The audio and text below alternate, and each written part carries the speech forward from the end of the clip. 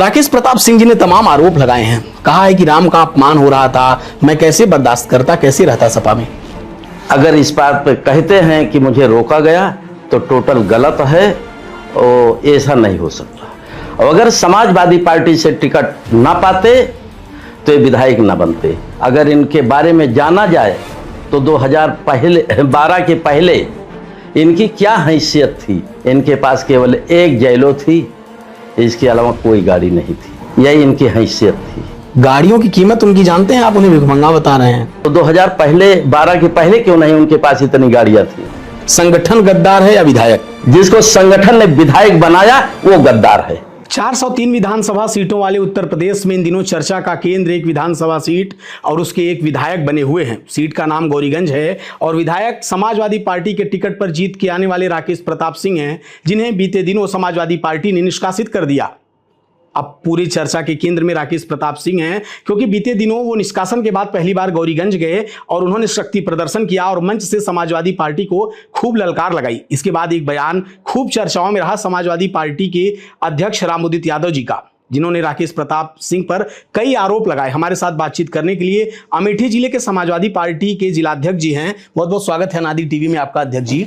राकेश प्रताप सिंह जी ने तमाम आरोप लगाए हैं। कहा है कि राम का अपमान हो रहा था, मैं कैसे बर्दाश्त करता, कैसे रहता सपा में।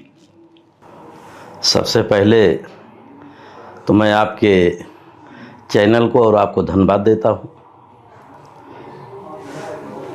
अगर जो उन्होंने प्रश्न उठाया है तो मैं आपके चैनल के माध्यम से कहना चाहता हूं कि अगर रामचरितमानस फड़वाए, उसके बाद जो है राम को रोका दर्शन करने के लिए, तो ये उनका कहना उचित नहीं है।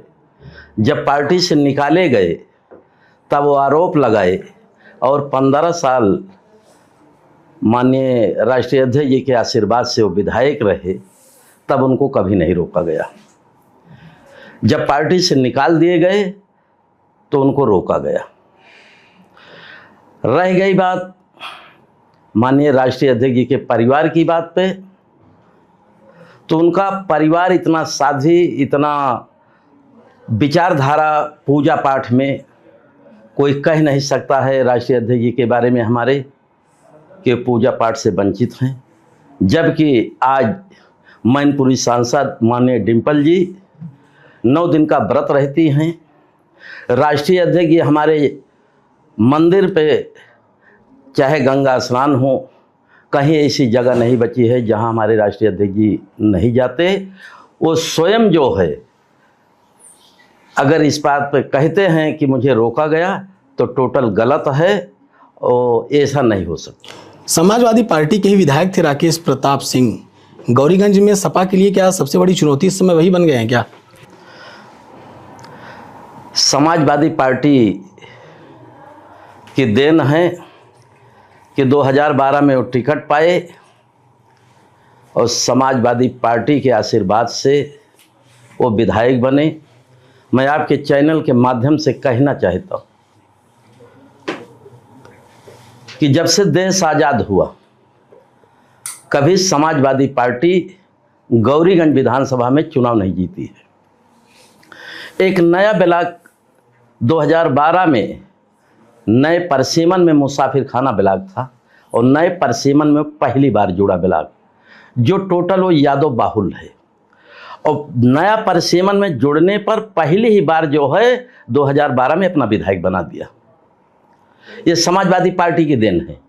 और अगर समाजवादी पार्टी से टिकट ना पाते तो ये विधायक ना बनते। मैं आपके चैनल के माध्यम से कहना चाहता हूँ कि अगर इनके अंदर इतनी बड़ी शक्ति है तो ये पार्टी से इस्तीफा देके निर्दलीय लड़के देख लें कि इनकी क्या हैसियत है, कैसे चुनाव जीत सकते हैं। अखिलेश यादव जी अभी बीते दिनों गौरीगंज आप ही के घर थे, वहां से उन्होंने एक ऐलान किया था कि किसी और दल से चुनाव लड़के दिखाएं। क्या 3 बार विधायक रहने के बाद राकेश प्रताप सिंह तीसरी बार भी, और अब भी उन्हें सपा की जरूरत थी? उनका भी तो कुछ वर्चस्व होगा ही गौरीगंज में। उनका जब आदमी को एहसास होता है तो अपने आप जो है वो बौखला जाता है। अगर उनको ये एहसास है कि उनका वर्चस्व है तो मैं आपके माध्यम, चैनल के माध्यम से कहना चाहता हूं कि वो पार्टी से, हमारे इस्तीफा पार्टी से निकाले गए, इस्तीफा दे दें और निर्दलीय चुनाव लड़के हैसियत देख लें। एक घटना बीते दिनों हुई थी, एक थाने में उन्होंने भाजपा के ही नेता को पीट दिया था राकेश प्रताप सिंह ने।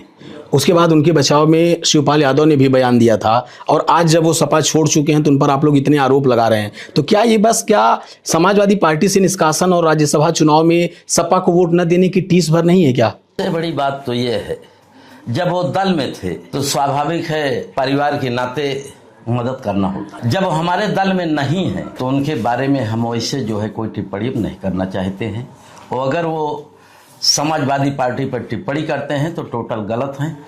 और आपके चैनल के माध्यम से मैं कहना चाहता हूं कि आज जो कुछ हैं वो समाजवादी पार्टी की देन है।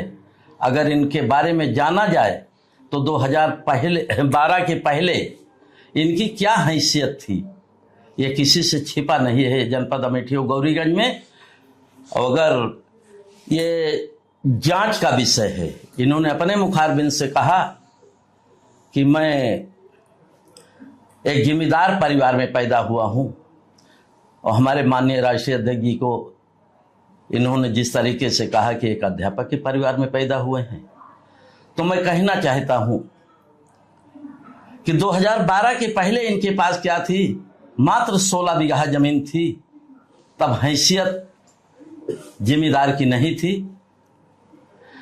लेकिन जब 2012 के बाद ये विधायक बन गए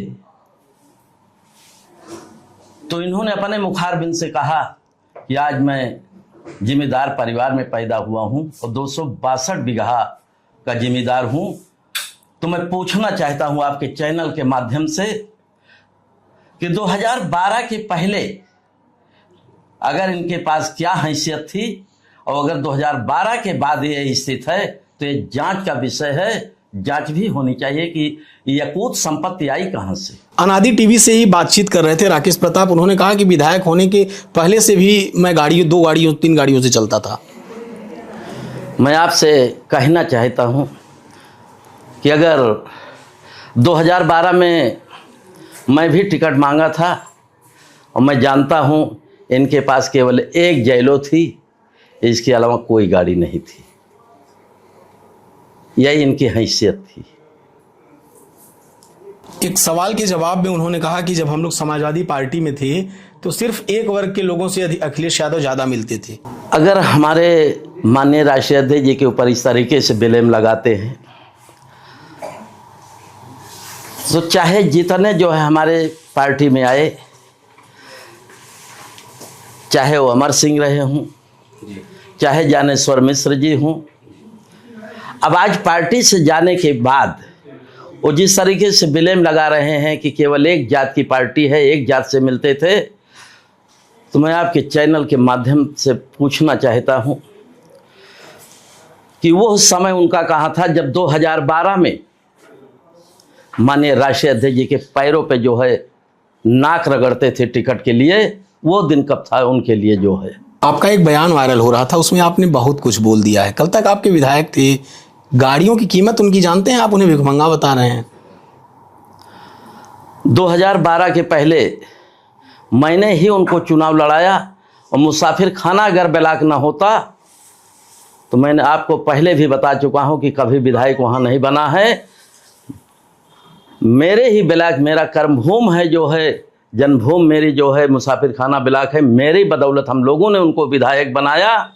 और आज जो कहते हैं कि इतनी गाड़ियां हैं, तो 2012 के पहले क्यों नहीं उनके पास इतनी गाड़ियां थी। तो आपके चैनल के माध्यम से हम कहना चाहता हूं कि अगर हमारे राष्ट्रीय अध्यक्ष जी पे अगर कोई ब्लेम लगाएंगे, जैसे उन्होंने कहा जब यहाँ से शक्ति प्रदर्शन करने के लिए वो जा रहे थे तो उनको अपनी हैसियत ही पता चल गई भीड़ देख करके कि क्या है, वो खुद बौखला गए। और उन्होंने कहा कि यादव के 12 बजे के बाद बुद्धि होती है, और उन्होंने हमारे राष्ट्रीय अध्यक्ष जी को माठा वाली पार्टी बताया। तो मैं अपने माननीय राष्ट्रीय अध्यक्ष जी के परिवार के खिलाफ और माननीय राष्ट्रीय अध्यक्ष जी के खिलाफ मैं कतई जो है सुन नहीं सकता हूँ। इस कारण से जो है मैं उनको एक चेतावनी देता हूँ, कहना चाहता हूँ कि उनकी हैसियत क्या है और मेरे राष्ट्रीय अध्यक्ष जी की हैसियत तो तुलना करेंगे। अगर उनको यही चीज़ है तो इस्तीफा दे दें और निर्दलीय लड़के देख लें। राकेश प्रताप सिंह के साथ 2 और विधायकों का निष्कासन हुआ है, लेकिन राकेश प्रताप की इतनी चर्चा क्यों है? जो समाजवादी पार्टी के बदौलत आज वो लोग विधायक बने और समाजवादी पार्टी के बदौलत अकूत संपत्ति अर्जित की। क्या सपा रोक नहीं सकती थी? क्या आप ये कहते हैं कि समाजवादी पार्टी से विधायक बनने के बाद अकूत संपत्ति अर्जित करने का अधिकार मिल जाता है? सबसे बड़ी बात तो यह है कि राष्ट्रीय अध्यक्ष जी कुछ चीजें ऐसी होती हैं जो संज्ञान में नहीं होती। जैसे इनके पास आज की डेट में बताते हैं कि 1000 ट्रक हैं, सैकड़ों वीआईपी गाड़ियां हैं। तो 2012 की ही बात तो इस संपत्ति सब अर्जित हुई, इसके पहले कहाँ थी क्या? अनादि टीवी से एक पॉडकास्ट में राकेश प्रताप सिंह ने कहा था कि वो हेलीकॉप्टर ले ले तो चर्चा नहीं होती और मैं जमींदार के परिवार का हूं, एक गाड़ी ले लूं तो उन्हें खटकने लगता है। आपके चैनल के माध्यम से मैं यही चीज़ कहना चाहता हूं कि आज उस खानदान के, उस परिवार की बात करते हैं कि शायद मैं भी उस परिवार से इतना नज़दीकी संबंध था कि मैं भी पार्टी के संस्थापक सदस्यों में से हूँ। आज तक जिस परिवार में हमारे आज बीच में स्वर्गीय नेताजी नहीं है, माननीय मुलायम सिंह यादव जी, जो 3 बार 4 बार मुख्यमंत्री थे, 1 बार रक्षा मंत्री हुए, पूरे भारत में इससे बड़ा घराना राजनीतिक नहीं है। आज जिसके ऊपर एक टिप्पणी करते हैं हमारे राष्ट्रीय अध्यक्ष जी के ऊपर, तो मैं आपके चैनल के माध्यम से कहना चाहता हूं कि हमारे राष्ट्रीय अध्यक्ष जी के ऊपर जो ये तुलना कर रहे हैं, ये अपने गिरेबान में झांक लें कि जो व्यक्ति अपने बाप को जो है नरेगा के उसमें जेल पठवा सकता है, जिसकी हैसियत क्या थी, और आज हमारे राष्ट्रीय अध्यक्ष जी के ऊपर तुलना कर रहे हैं। इनकी तो वो स्थिति कि अब नहीं कहना चाहता हूं आप लोगों के माध्यम से, अब जो स्थिति थी कि जैसे एक आम सार्वजनिक आदमी होता है उसी तरीके से इनकी स्थिति थी। और शायद हम लोग जब बहुत छोटे थे जो है, हम लोगों के सामने पढ़ने आते थे, विषम परिस्थिति में हम इनकी स्थिति को भली भांति जानता हूं कि आज 262 बीघा जो बताते हैं कि हम जिम्मेदार हैं, लेकिन मैं कहना चाहता हूं कि मात्र 16 बीघा है, इससे ज़्यादा इनके पास ज़मीन 2012 के पहले नहीं थी। राकेश प्रताप सिंह के लिए समाजवादी पार्टी के दरवाजे क्या खुले हैं? अभी भी संभावनाएं कुछ हैं आगे के लिए? अब ये हमारे माननीय राष्ट्रीय अध्यक्ष जी के ऊपर है, लेकिन हम आपके चैनल के माध्यम से कहना चाहता हूं कि समाजवादी पार्टी का दरवाज़ा इनके लिए एकदम लॉक कर दिया गया है। ये भविष्य में अब समाजवादी पार्टी में न लिए जाएंगे और न आ सकते हैं। कई बड़े बड़े नाम दावेदारी कर रहे हैं गौरीगंज से चुनाव को लेकर। सोनू मोनू में जो उनके छोटे भाई हैं वो भी दावेदारी कर रहे हैं। एक और नाम चल रहा है, कई ऐसे नाम हैं जो टिकट लेने की रेस में हैं गौरीगंज से। क्या लग रहा है समाजवादी पार्टी राकेश प्रताप सिंह के सामने किसे प्रत्याशी बनाएगी? जिला अध्यक्ष हैं, कुछ तो इनपुट होगा। अभी हम लोगों को इसके बारे में कोई जानकारी नहीं है, लेकिन इतना मैं आपके चैनल के माध्यम से कहना चाहता हूं कि ये हमारे माननीय राष्ट्रीय अध्यक्ष जी के ऊपर डिपेंड करता है। वो जिसको टिकट दे देंगे मैं उसको विधायक बना करके समाजवादी पार्टी की झोली में जो है छोड़ूंगा जिता करके, मेरा वादा है।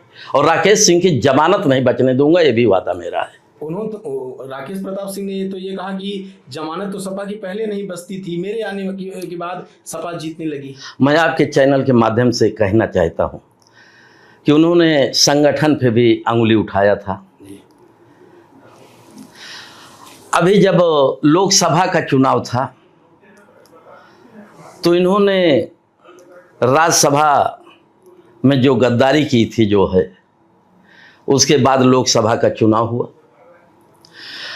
और हमारे अमेठी से 2 विधायक जीते थे, गौरीगंज और अमेठी। दोनों विधायक हमारे पार्टी के साथ भीतर घात किया। उसके बाद लोकसभा का चुनाव जो है क्लियर हुआ और समाजवादी पार्टी का संगठन इतना मजबूत हुआ कि जो आज हमारे बीच में माननीय किशोरीलाल शर्मा जी जो सांसद हुए हैं, जनपद अमेठी का संगठन 5वें स्थान पर जिता करके प्रदेश में सबसे बड़ी पंचायत में भेजने का काम किया है। इतना मजबूत संगठन है जनपद अमेठी में समाजवादी पार्टी का। एक आखिरी सवाल रामोदित जी आपसे, राज्यसभा चुनाव की आपने बात की, क्रॉस वोटिंग के सवाल को लेकर राकेश प्रताप सिंह ने कहा था नादी टीवी से एक पॉडकास्ट में, कहा कि जब सड़क पर लाठी खाना होता है, जेल जाना होता है तो कार्यकर्ता होता है, लेकिन जब किसी को राज्यसभा भेजना होता है तो बम्बई दिल्ली से लोग लाए जाते हैं। और इसी में एक और सवाल उन्होंने नत्थी किया था, कहना हम पर गद्दारी का आरोप लगा, लेकिन अमेठी में समाजवादी पार्टी का संगठन भाजपा को वोट करता है, तो संगठन गद्दार है या विधायक? आपके आशीर्वाद से उन्होंने जो कहा, मैं आपके चैनल के माध्यम से कहना चाहता हूं कि जो संगठन के बारे में कहते हैं, अगर संगठन ना मजबूत हो तो विधायक चुनाव नहीं जीत सकता, और संगठन मजबूत जहां होता है वही विधायक चुनाव जीतता है। उसके बाद मैं चैनल के माध्यम से कहना चाहता हूं कि स्पष्ट जाहिर है कि संगठन गद्दार नहीं हो सकता। जिसको संगठन ने विधायक बनाया वो गद्दार है। अगर गद्दारी ना किए होते तो जो राज्यसभा में उन्होंने क्रॉसिंग वोटिंग किया, मैंने सुना है कि फ्लैट लिया, 7 करोड़ का बंगला लिया, हर चीज़ जो है, जो मुझे जानकारी सुनने में आया है, तो गद्दारी और समाजवादी पार्टी के साथ नहीं किया है तो किया किसके साथ? तो आपने देखा, ये हमारे साथ गौरीगंज के विधायक राकेश प्रताप सिंह के द्वारा लगाए गए तमाम आरोपों पर जवाब देते अमेठी जिले से समाजवादी पार्टी के जिलाध्यक्ष थे, जिन्होंने कहा कि राकेश प्रताप सिंह खुद को जमींदार बताते हैं, लेकिन उनके पास महज 16 बीघे ही जमीन है। इस पूरी खबर को लेकर आपकी क्या राय है, कमेंट बॉक्स में हमें जरूर बताएं।